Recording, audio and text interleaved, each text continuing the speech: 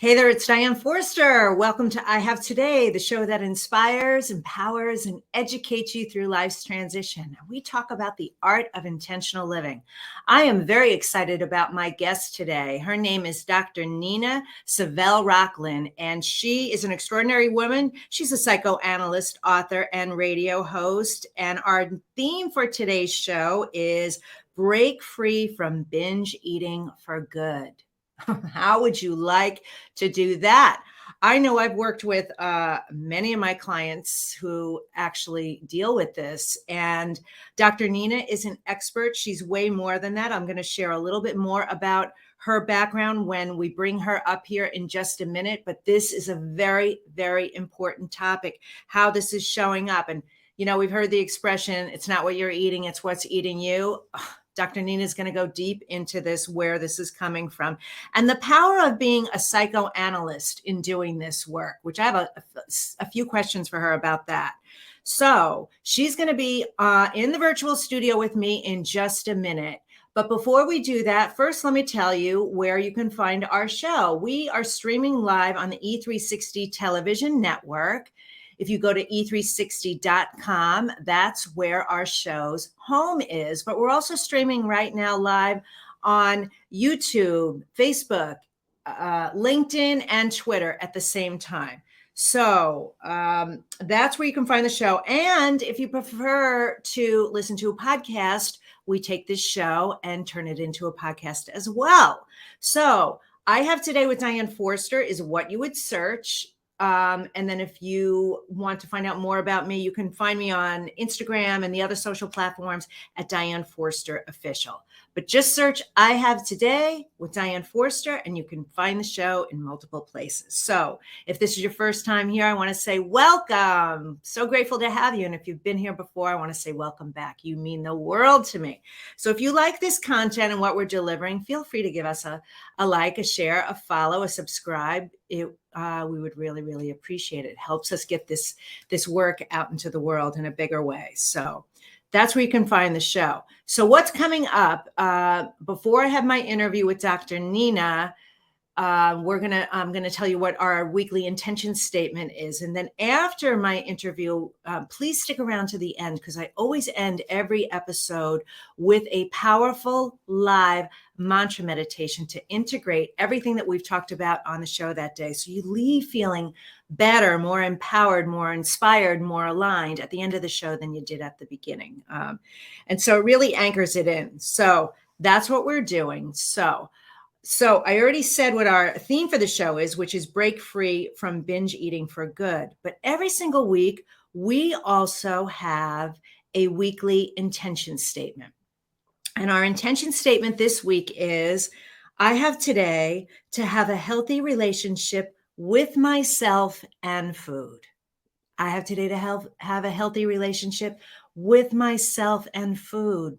And I know what a big issue this is for so many people, myself included. There's certain foods I have a very unhealthy relationship, and over my life have had foods that I've had an unhealthy relationship, which is why I wanted to bring Dr. Nina on to talk about this, because she really is a globally recognized expert in this space, and you are going to learn so much today. So whatever you're doing, stop all the distractions, pay attention, get out a piece of paper and a pen and take down notes, because you are going to want to integrate what you learn here today. So I'm so excited to bring her on.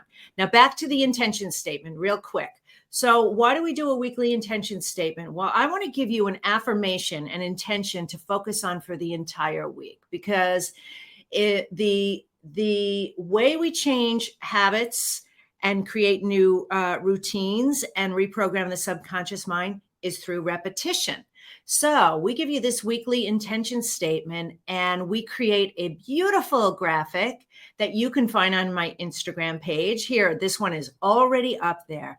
And if you go to Diane Forster Official and you go to my profile, you'll see a little button called Wallpapers. All of our intention statements are there, including this one. And what I want you to do is grab your phone, take a screenshot of it, and use it as your screensaver for the week. So every time you look at your phone, you see these words.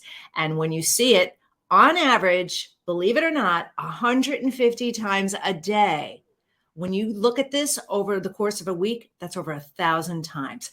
That's how you reprogram the mind. Subtle little thing, but super powerful. So, and while you're on Instagram over there, if you like my content, give me a follow over there. I'd love to get to know you there too. All right, so we're going to have Dr. Nina in just a moment, but first let's hear a word from our sponsor, the Spifter. This week's episode of I Have Today is brought to you by the Spifter. The Spifter is a fun sifting spoon that makes cooking, baking, and decorating with sugars and spices so much fun. No more mess or wasting your spices. It's fast, clean, and easy. Everything looks and tastes delicious. It's also great for straining loose tea, getting pesky broken cork out of your wine glass, and draining liquid off food like olives and capers. Whether you're a novice cook or a gourmet chef, you'll love the results. The Spifter, the kitchen gadget that no kitchen should be without. All right. Well, hello, Dr. Nina. Savelle Rockland, welcome to I Have Today. So nice to see you. So great to be here. Thank you for having me. Oh, it's my absolute pleasure. Yes.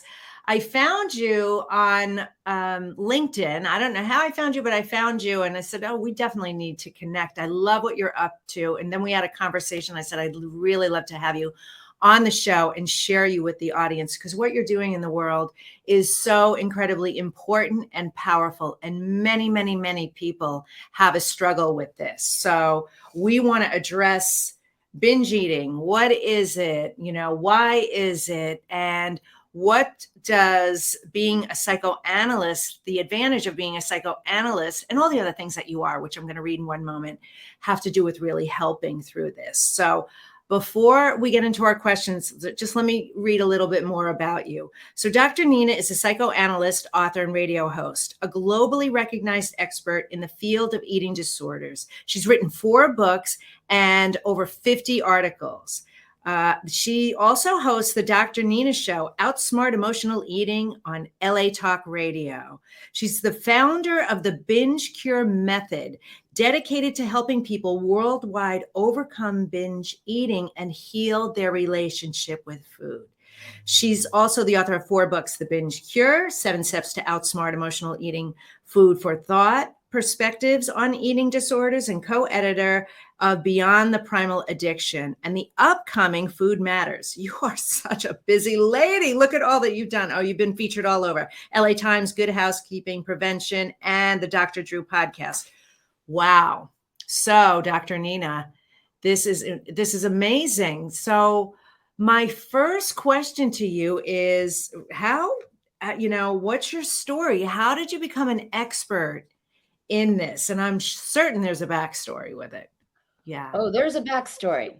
Yes. So this starts literally when I was 5 years old, when I looked at my legs and decided for some unknown reason at that time that they were too big and that somehow if I had skinnier legs, I would be better. And I was a perfectly normal weight kid. My parents were college professors. They didn't have any magazines or they weren't watching any TV that would make me think about body image, certainly not at age 5. But Right. this was the beginning of my descent into really eating disorder hell. So by the time I was a teenager, if you look at my journal, every page of every journal is filled with numbers. It would be calories I ate, calories I burned, the weight I was, the weight I was going to be. So I was always on some crazy restrictive diet. Eventually, I would lose my willpower, lose control, eat the kitchen. Sometimes I'd purge. So I really considered myself the poster child for eating disorders because I had all of them. And in college, I finally went to therapy, but I went for anxiety. I was just too mortified to tell anyone what was going on with food. I was too embarrassed. I was too ashamed. So no one ever knew the truth. So instead, I talked about guys and goals and dreams and fears and all the things that you're talking about when you're in college. And by the time I left therapy, without ever once talking about food, all my eating disorder behaviors were gone for good. Wow. And people say, wow, right? How is that possible? How do you get rid of all eating disorders without ever talking about food? And my answer is that food was never the problem. It was the solution to the problem. Whether I was restricting or binging and purging or binging, whatever was going on with food was a solution to the real problem, which was my toxic relationship with myself. I was a perfectionist. Nothing I did was ever good enough. Half the time I would be thinking about food or eating or whatever it was I was doing just to get away from my own mean voice. And by changing my relationship with myself, by turning my inner critic into a friend, essentially, which sounds easier said than done, yes. I healed. By healing my relationship with myself, I healed my relationship with food. And this is where the psychoanalytic part comes in. Mm-hmm. Why at age 5 did I suddenly decide that I was too fat is really how I thought of it. I thought it was fat. Right. Well, as I said, my parents were college professors. They were very academic, very quiet and scholarly. And I was always being told, you're too dramatic. You're too loud. You need to calm down. You're too sensitive.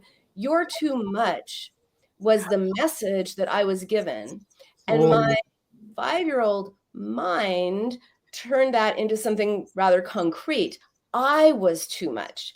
And that if I were just smaller, I wouldn't be too much. I would be accepted. I would be loved.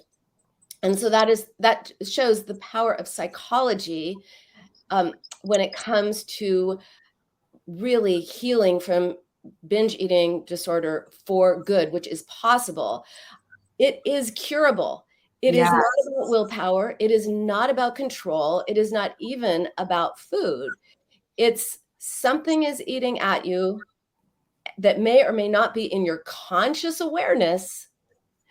But when you figure out what that is, and you resolve it, then you are liberated. That's why I don't believe in recovery. Recovery is you're always in recovery, right? Yes. Yes. In recovery. No. I believe in liberation, which is, hey, I used to do that. I don't do that anymore. Yes. That's in my past. Yes. Oh, it's not recovery. You said it's liberation. I love that so much. Okay. Oh, there's so much I have to say about all of this. I love that you were able to get to the place in your therapy, in your journey, that one simple 3-word sentence was the thing. You're too much. You're too much. What? Because of course it was in a million other ways, but you can drill it down to that. And when you realize, oh my gosh, this is so big, right? So, all right. So for everybody out there who's hearing this and dealing with this, what would you say to them to look for, like, as the first signs that maybe they're in trouble, like maybe they need help?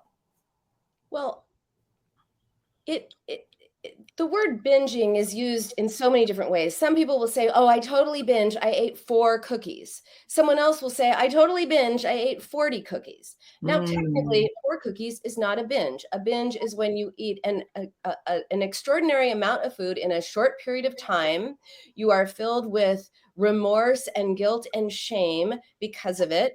And it's horrible. Most people who are binging, they know that they are binging. But if you feel bad, if you're eating 4 cookies, that's legitimate too. I don't want to say, well, you only ate 4 cookies, so it's not a binge, so you're fine. No, if you're eating something to resolve something emotional, right? If you're not eating because it's breakfast, lunch, dinner, and snacks, and it's yummy, my one and only food rule is it should be yummy.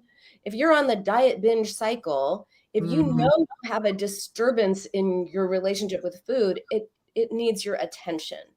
Yes.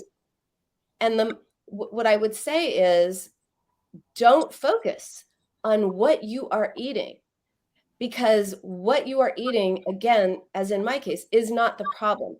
Focus on why. I like to say, be curious, not critical. So critical is, oh my God, I can't believe I ate this, this, and this, and this. I have no willpower. I'm disgusting. Or often people talk to themselves in second person voice. They'll say to themselves, oh, you're disgusting. And then, they feel bad, and then they go binge again.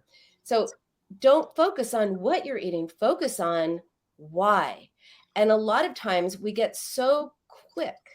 We're so fast to learn. We learn to just turn to food to escape something that even before it's in our conscious awareness. I think I can give an example of that, because an example is always helpful. Please do. Yes. So this is really one of the best examples I have of how we are triggered unconsciously by things that are hidden from us, out of awareness, but not out of operation. So this has to do with this woman I called Jenna, not her real name. And she came to me and she said, hey, Dr. Nina, maybe some of your other people are struggling with emotional eating, and they're eating because there's something bothering them. She said, but not me. I'm a food addict and I'm addicted to Chunky Monkey, and I can prove it. So I said, oh, really? Because I don't believe in food addiction, right? You could probably already tell that. Maybe eating addiction, which is different. So I asked her I asked her for the proof. And she told me that the night before she had been watching TV after a perfectly fine day. Nothing was bothering her. Everything was fine. Just all of a sudden, Ben and Jerry's, as she put it, was calling her name. She said, calling my name. I'm addicted to Chunky Monkey. I said, well, wait, what were you watching on TV before Ben and Jerry started calling your name? Yes. Oh, it was Charmed, her favorite guilty pleasure. So because she was doing something she enjoyed, there was no reason, or so she thought, that she would want to down a pint of ice cream, or maybe two. So, well, what was the episode about? She said, oh, it's that one where the demon comes down and he breaks the bond between the sisters, and they start fighting, and it gets nasty and contentious and terrible. And I said, oh, sisters fighting, huh? And she looked at me and she went, oh, because in that moment, she realized what had happened. She had a terrible relationship with her sister. Watching the show activated uncomfortable feelings about their relationship. But before that could reach conscious awareness, she went to ice cream for comfort and distraction. Ice cream was not the problem. It was the solution to the problem, which was her inability to articulate her feelings about her sister and her inability to comfort herself because of that. So if we had been like, okay, well, when my ice cream calls your name, brush your teeth, take a walk, take a bubble bath, light some candles, do all that, we wouldn't have gotten anywhere, because it wasn't the problem. It was the answer to the problem. And that's why it's so important to really check in with yourself and ask yourself, well, what's going on in me? If I were not thinking about food, what would I be thinking about? And often, like Jenna, you don't know, which is why I created my food mood formula to help people. So the food mood formula secret really helps you identify the hidden unconscious reasons why you might be turning to food. And I can go over that really quick. Yes, I would love to that. And what is it called again? Say it again. The food mood formula. Food mood formula. Secret. So in the first, like maybe 10 years that I was in clinical private practice, I started noticing that when people were talking about certain kinds of foods, it was always to resolve certain kinds of moods, certain kinds of feelings. And I began to correlate that when people want this food, they're really feeling this, even though they, like Jenna, aren't even aware of it. Right. So briefly, anything, ice cream, anything smooth and creamy is associated with comfort.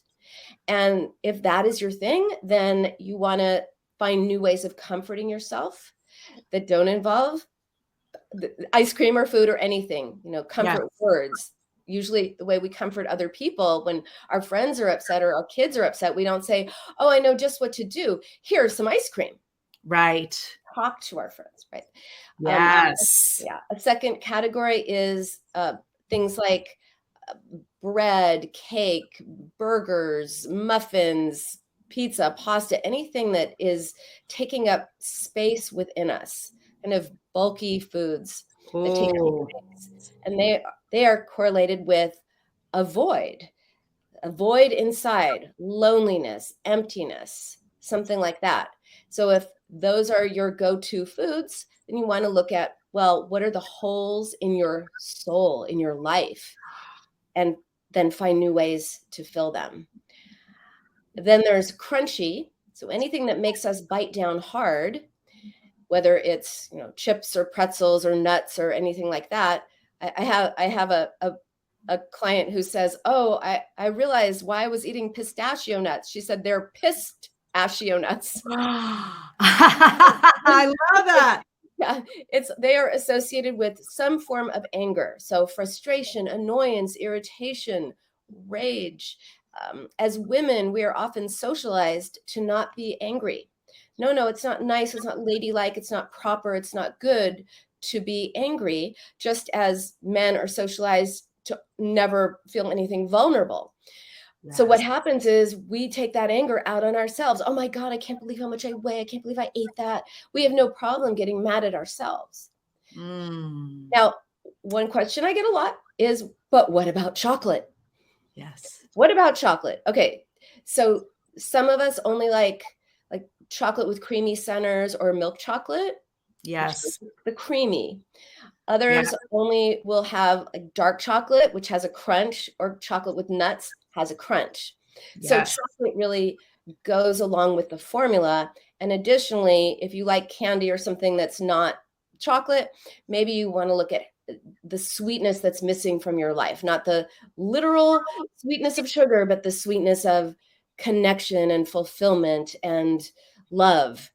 And really ponder that. So use that food mood formula secret to look at what's hidden from you, because once you identify that and find new ways of comforting yourself, expressing yourself, responding to yourself, everything with food changes. I see this over and over and over again with people who have struggled for decades, but their focus was always on the wrong thing, which was food, and not on themselves and their relationship with themselves.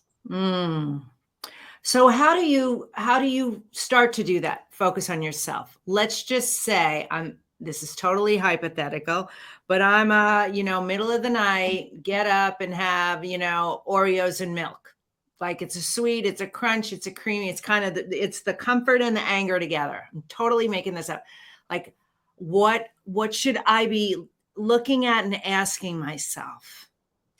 Okay. By the way, nighttime eating is the time when a lot of people have a problem. They're quote unquote good all day because they're busy, they're occupied, they're working, they're taking care of kids, they're doing things, whatever they're doing, and their minds are on other things. But at night is when we're not so busy, and certain thoughts and feelings can creep into our minds, into our awareness that we don't want any part of. We don't want to know what we know. We don't want to feel what we don't want to feel. And that's when we distract ourselves with food. So if it's Oreos is crunchy and sweet. So you want to say, okay, what is this doing for me? What would I be thinking about if I were not thinking about what I'm eating? What am I upset about? What do I need comfort for? How would I comfort a friend? So, but first you go to first identify what is going on. Oh, I need comfort. Maybe I'm sad. Maybe I'm anxious. Maybe I'm, upset. So what is it that I'm feeling?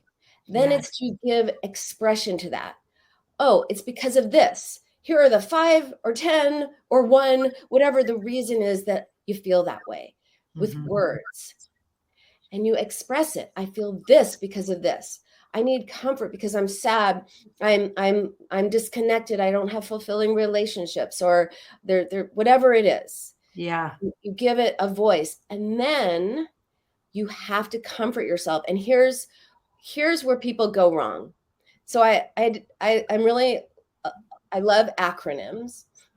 So I developed an acronym for how to comfort yourself.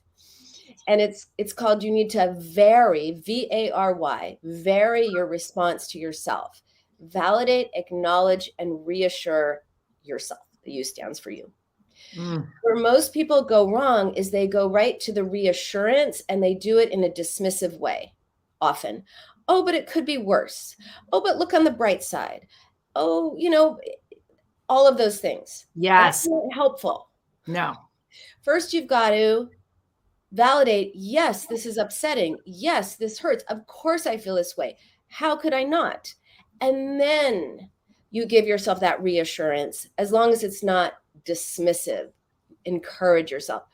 I have another example of how to do this. Not to do this, by how I talked to my daughter when she fell and scraped her knee really badly. She fell down, she scraped her knee. She's like 6 years old. She came to me. She's 15 now. She's mortified. She knew I'm telling this story all the time. But Don't worry, I've been there, believe me. I've shared my kids' stories and I'm like, Ma, stop. Yeah. Oh my God. All right. So she fell down, she scraped her knee. She came to me and she said, oh, Mom, she's crying. It hurts so much. It hurts. It hurts. She's weeping. And I did everything wrong. I said, oh, honey, it doesn't look that bad. Totally dismissive. I said, you're going to be fine. It could be worse. Totally dismissive. She keeps crying and crying, but it hurts. It hurts, Mom. It hurts. And then I realized, oh, I'm doing the thing I tell everybody not to do. I'm doing it. Yeah. And I said, now that I look at that, that looks painful. That must really hurt. She stopped crying and she said, yes, it does. Now, can we put a Band-Aid on? Now, what she just needed was some validation. And why do I tell this story about a skinned knee? Because the same thing goes for emotional pain. If you're in emotional pain and someone tells you it could be worse, it's not that bad. Look on the bright side. Yes. You don't feel better. But if someone says, oh, that's horrible, that's painful. Yeah. I get it. We feel known. We feel understood. We feel better. We don't want to do that to ourselves either. You know what? This is so huge. I just like that just blew wide open for me. And what was going through my mind was all the times in my life where I did that to my children, thinking, not saying, oh, it's not so bad. That wasn't what I did. I definitely nurtured, when they were crying but they used to fall down a lot, when they're learning to walk or, just being kids, they fell down a lot. And I never made a big deal about it. I just kind of like, well, if they're going to cry, they're going to cry. Like, I didn't acknowledge it. And actually, now that I'm thinking about it, what was happening is, yeah, they're learning, but that's also needing attention too. Like you're letting me fall. You're leaving me out on my own. I'm sure that, with psychoanalysis, they'll uncover all this stuff about what I did to them, right? That's big. Now, my kids don't have eating disorders, but we all have our stuff. This is your area of expertise, but I could see how this spills into other areas. But food is definitely a big issue for people. Yes. And we live in a society that says don't have feelings. Right. If you're mad, you need anger management classes. If you're sad, you're depressed, you need a pill. If you're anxious, there's a pill for that too. I mean, if you're scared, just like, be bold, stand up to fear. We have all these prohibitions against our natural human reactions. And of course, some people do benefit from medication.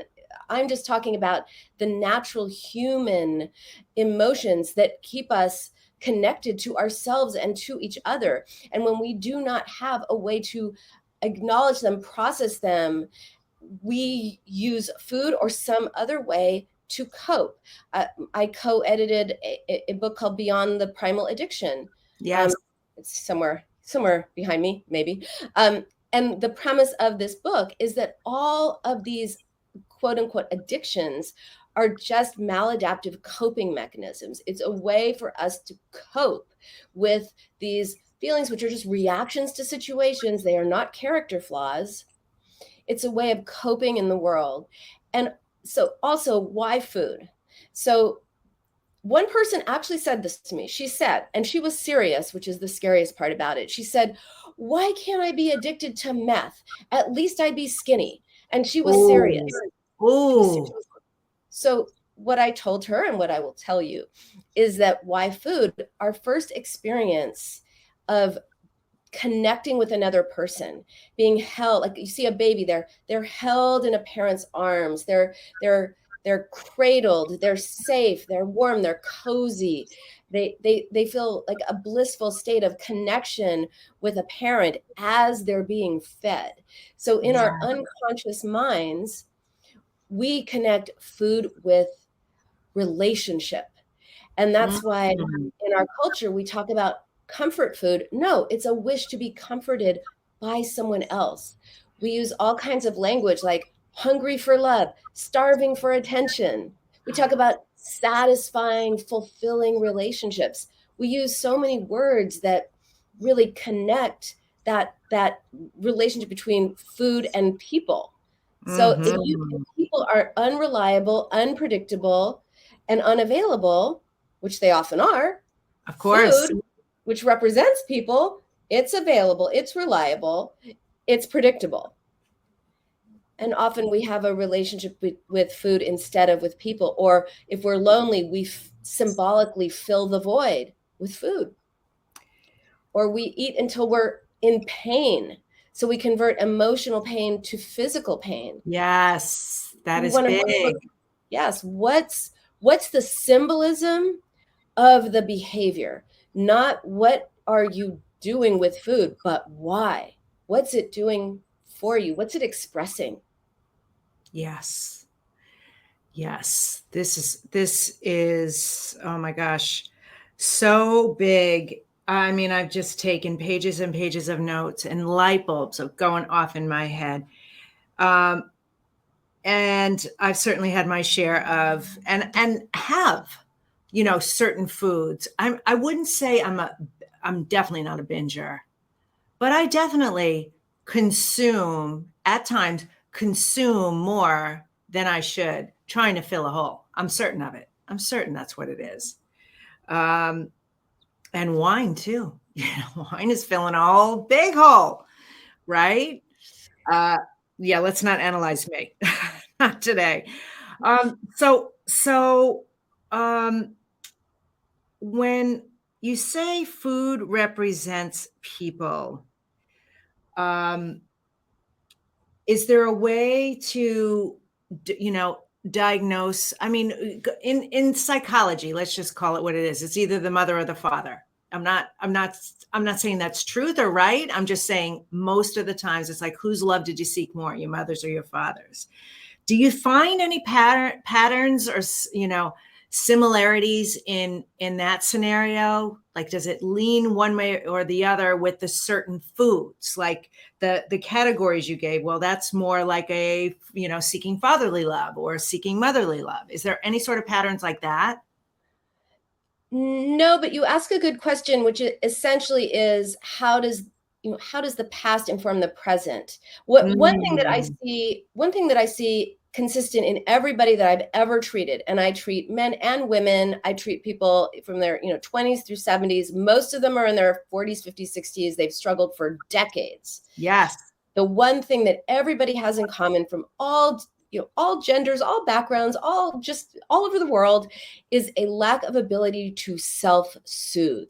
And they have often either internalized a judgmental, critical attitude from a parent or a grandparent or someone in their past, or they have cultivated a cruel stance with themselves because they didn't get enough structure in their lives. So all of them have a lack of ability to self-soothe.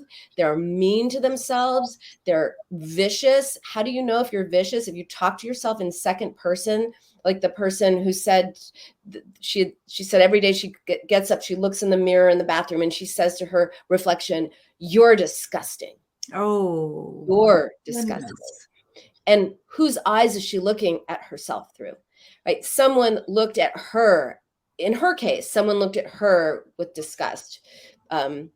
Like very petite mother, very petite, skinny little, probably had anorexia. And her mother was just horrified that her daughter was tall and big and sort of broad like her father. And her mother would look at her with disgust. And this person internalized that disgust, and what was relational is now internal. Now Yes. she is looking at herself with disgust, which just makes her want to get away from herself, which food does. So it's really important to look at where this comes from, not from a position of blame. I want to be really clear about this. Is Yes. not like the oldest psychoanalytic joke in the world is, if it's not one thing, it's your mother. No, sometimes it's your mother, sometimes it's your father, sometimes it's your teacher, sometimes it's your grandfather, sometimes somebody, either overtly or covertly gave you a message that you weren't good enough, or made you feel uncomfortable, or you didn't get enough of what you needed. Something happened in the past. It's not about looking in the past. It's about seeing, how is the past alive and present in your present. Yes. So if you were treated critically, how are you critical to yourself? Mm-hmm. Often we treat ourselves as we were treated, and we treat other people the way we would like to be treated, which then for many people, they get depleted. They give and they give and they give and they give, and they take care of everybody. So And much. food takes care of them. Wow. So many amazing nuggets in this. So true.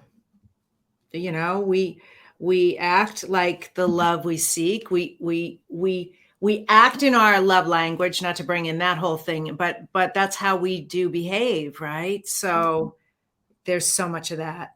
Is it more so with women than men? And if so, no, it's not. Wow. Yes, it's a fallacy that this is something that only women deal with. A lot of Mhm. men deal with it, and I've been in practice for almost 22 years.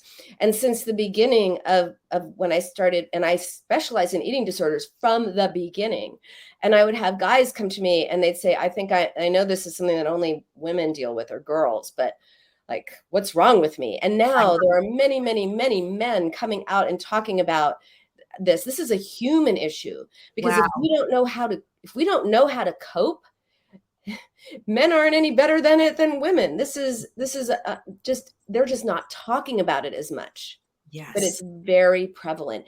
Binge eating disorder is the most prevalent eating disorder there is, much more so than anorexia and bulimia combined, way, way, way more so. And so many people think that they are food addicts. They think there is something wrong with them. I'm here to say, no, you are not a food addict. There is nothing wrong with you. You have a diagnosable, treatable condition. This is so powerful, Dr. Nina. Oh my gosh. Okay, I want to ask you two more questions. This has been so fascinating. I could talk to you all day long. My first question is a question I ask all my guests, and that is, how do you live the I have today way, which is intentionally in the present moment? And if you could start it with the phrase, I have today too. Would you do that, please? I have today to be grateful and happy for all that I have in my life. I have today to cherish the people in my life, my health, because I've been through some stuff with health. And, if you've been through health scares and you've had cancer, which I have had, and I've had other things that I've had, then you cherish each day and you focus on, without dismissing the bad stuff, but I cherish what I have and who I have every day. So beautiful. So beautiful. So well said. Thank you for that. All right. My next question is, what do you wish more people knew? I wish more people knew that it's human to be human.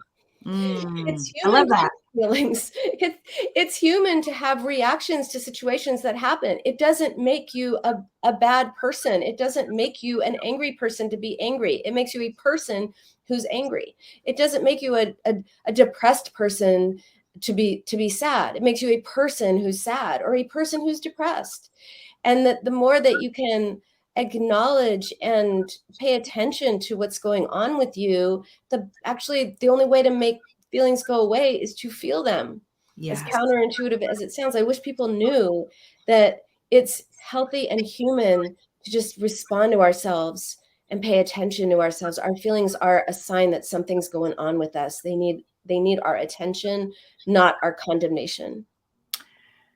Yeah, you've given me so much to think about today and how important this is, and our feelings matter. We are trained and taught not to feel, and we need to feel whatever it is you're feeling, and acknowledge it and allow it and process it. That is part of this human experience, is that we get to experience our feelings and experience all the emotions. You've been amazing. I've really, really enjoyed having you here today. You're just so brilliant. And I love the work that you're doing. I love you because you are using your life experiences to help and serve so many people in something that is so catastrophically epidemic. It's such a huge problem. So thank you so much for doing that. How can people find out more about you? Well, I am everywhere. I am TikTok, Instagram, Facebook. You can find me on my website and find the links to all of that on my website, which is drninainc.com. All right, we're showing it right now, and then we are going to have this in the show notes as well. I highly recommend that you follow Dr. Nina, get her books, get this addressed. If you have been dealing with this for most of your life, this is your wake-up call. You know why? All you have is today. That is all you're promised, and there's no better day than today to start to change your life for the better. So thank you so much for being here, Dr. Nina. I know you and I will speak again. I feel this kindred spirit with you, and I'm so grateful to you and for you for everything that you do. Thank you for having me. It was a pleasure. My pleasure as well. All right, take care.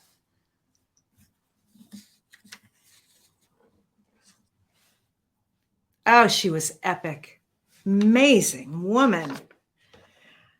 Oh my God, I learned so much. I hope all of you did too. I hope you took a lot of notes, and I hope you're being kind and forgiving to yourself right now for all the times you beat yourself up thinking you have no self-control and there's something wrong with you and you're calling yourself disgusting and all of those negative things.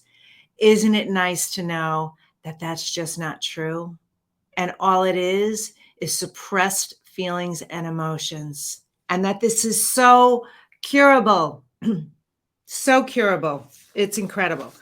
All right, before we get to the mantra meditation, which is coming up in just a minute, I want to share a video with you quickly on learning how you could have a platform like me, your own brilliant TV show, to grow your business and your brand, to serve more people, to bring on amazing guests like Dr. Nina.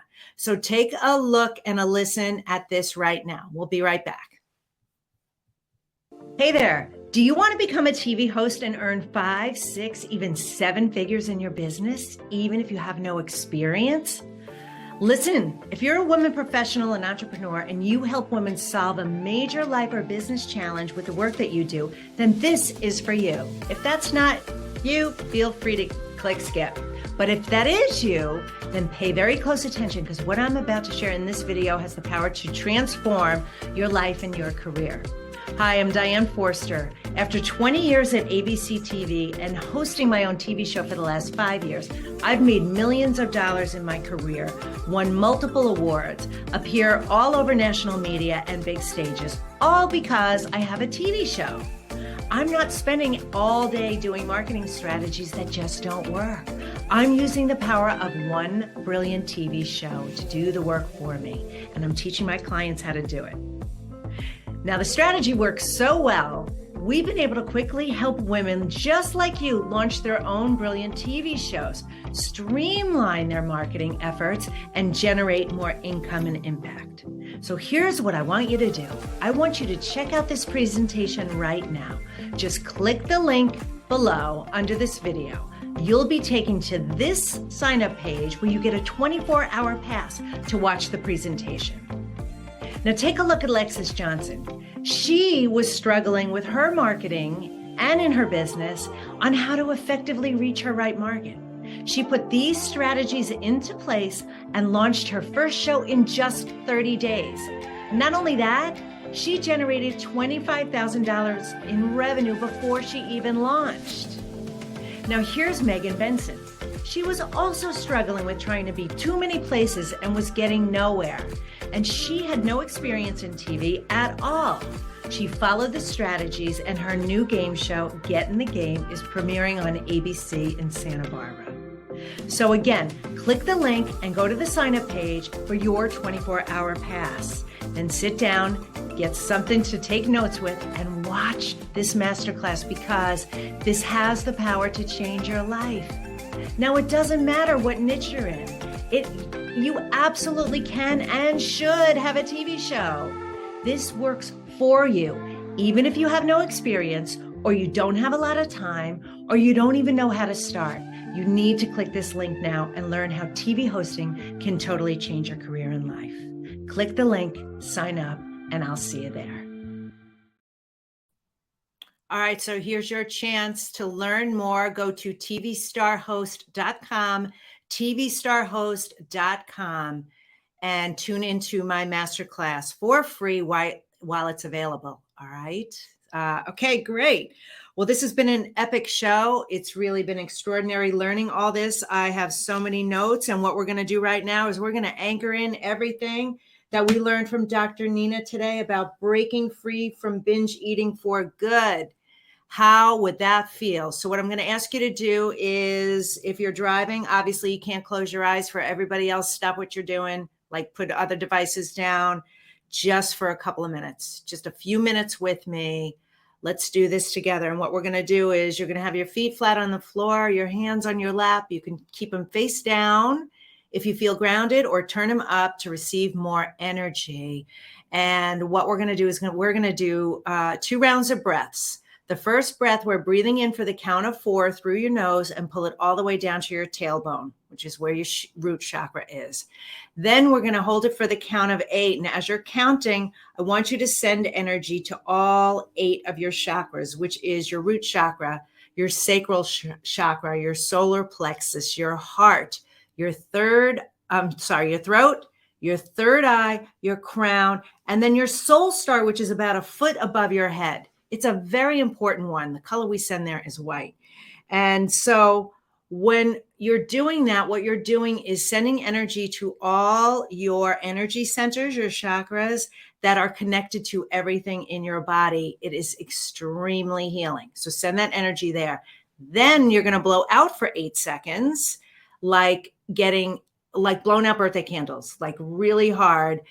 And what I want you to envision is every toxic emotion, memory, energy, trauma is coming up and out of your body. You're literally releasing it. It's so incredibly powerful. It feels good. My visualization is like it's smoky soot that's like comes out of a chimney. Just get it out, get it out. We're going to do that 2 times. Don't worry about it. I'm going to walk you through it. Super easy. And then just listen to the words. So here we go. All right. Close your eyes. Breathe in for the count of 4. Light up those chakras. Here we go. 1, 2, 3, 4, 5, 6, 7, 8, and blow it out for 8.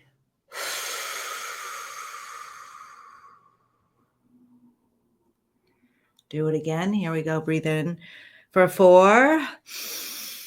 Through your nose. Hold it as we count to 1, 2, 3, 4, 5, 6, 7, 8, and blow it out.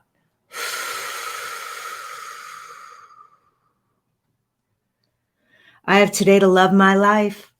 Something really good is going to happen to me today. I can feel it.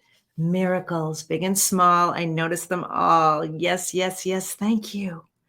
I have today to have a healthy relationship with myself and food. I understand it was never a food addiction. It doesn't even exist. It was an eating addiction, and it's based on beliefs that I have in my mind where I felt emotions when I was seeking something like comfort, like trying to fill a void, like anger, where I needed something. I realize now today, oh my, I have been raised and trained in my life that I am not allowed to feel. And this has been showing up in so many areas of my life, but particularly around food. It's just this lack of ability to self-soothe myself. So now I am going to start treating myself with more kindness and compassion. I am going to allow myself to feel whatever emotions come up whenever they come up. I am going to surround myself with people who acknowledge that I'm allowed to do that, create the space for me to do that, and know that it's okay that I do that. I'm going to honor that. And I know it just was never the problem. Food is not the problem. It's this toxic relationship with myself, and I am letting it go. Whatever the program was that got anchored into me, whenever it was, I am letting that go. I'm going to allow it to bubble up and present itself to me when I start to notice that I'm behaving with food in a way that I don't want to. I'm going to ask myself the question, what's going on here? What's going on here? What is it that I'm looking to fill or feel? And I'm going to start paying attention to the signs. That is the first important step that I need to take. I'm going to give it a voice, like Dr. Tina said to do. And I'm going to validate whatever the emotion is, knowing, yeah, this hurts. And it's okay. It's human to be human. I'm letting go of this. I am deciding that today I'm going to look at this in a whole new way. I am going to be very cognizant of when I say I'm addicted to certain foods, or I'm a food junkie, or a cookie junkie, or a sweets junkie, or a salt junkie, or a fast food junkie, or whatever the thing is that I used to tell myself. It's simply not true. And I'm going to correct this starting today. I am going to be free of this. It's not recovery. It's my new way of life. And so it is. Thank you. Thank you. Thank you. I want to thank Dr. Nina Savelle Rockland for being here. She is outstanding. Make sure you're giving her a follow. And again, her website link is going to be in our show notes, but make sure you're following her all over social media as well. She's got dr.nina.psychoanalyst on Instagram, on Facebook. She's got Dr. Nina for Help. On TikTok, it's the.binge.cure. I'm going to go there today. And she's just fascinating. So remember, it's not what you're eating. It is what's eating you. We've heard that expression before, but it's never been more true than today. Don't you understand that? You're allowed to feel. It's okay to be human. It's human to be human. There's nothing wrong with you. Thank you so much for being here. If you enjoyed today's episode, please don't keep us a secret. Share us out with the world. It would mean the world to me. I'm sending you so much love, and I'll see you next time. Take care. Bye-bye.